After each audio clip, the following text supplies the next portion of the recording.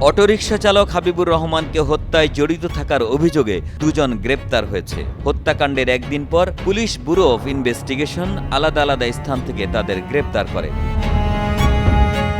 Police জানান, হাবিবুরের autorickshaw ছিনতাইয়ের উদ্দেশ্যে ভাড়া করে বিভিন্ন স্থানে ঘোরাঘুরি করে অভিযুক্তরা। এরপর মেঘডুবি এলাকায় একটি নির্জন স্থানে গিয়ে কাটার দিয়ে গলা কেটে তাকে হত্যা করে। পরে তার অটোরিকশা ছিনতাই করে পালিয়ে যায় তারা।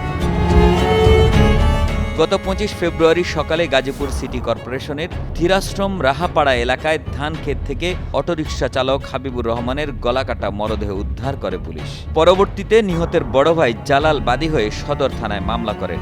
এ ব্যাপারে থানা পুলিশের পাশাপাশি পিবিআই তদন্ত শুরু করে। গত 26 ফেব্রুয়ারি রাতে পুবাইল থানাধীন মেঘডুবি মিরাপাড়া এলাকা থেকে হত্যাকাণ্ডে জড়িত রবিন মিয়া গ্রেপ্তার হয় এবং ঢাকার তুরাগ থানাধীন উত্তরা 10 নম্বর সেক্টরের সিরাজ মার্কেট রানাভোলা এলাকা থেকে মিজানুর রহমানকে গ্রেপ্তার করে পুলিশ। হাবিবুরের গলা কেটে অটোরিকশাটি আসামি মিজানুর রহমানের কাছে দিয়ে দেন রবিন মিয়া। মিজানুর সেই অটোরিকশার 4টি ব্যাটারি, সামনে ব্যবহৃত গ্লাস, 2টি লুকিং গ্লাস ও 4টি চাকা নিজের হেফাজতে রেখে বাকি অংশ ভাঙারির দোকানে বিক্রি করে টাকা দুজনের মধ্যে ভাগাভাগি করে নেন। এ ব্যাপারে অভিযুক্তরা আদালতে স্বীকারোক্তিমূলক জবানবন্দি দিয়েছেন বলে পুলিশ জানিয়েছে।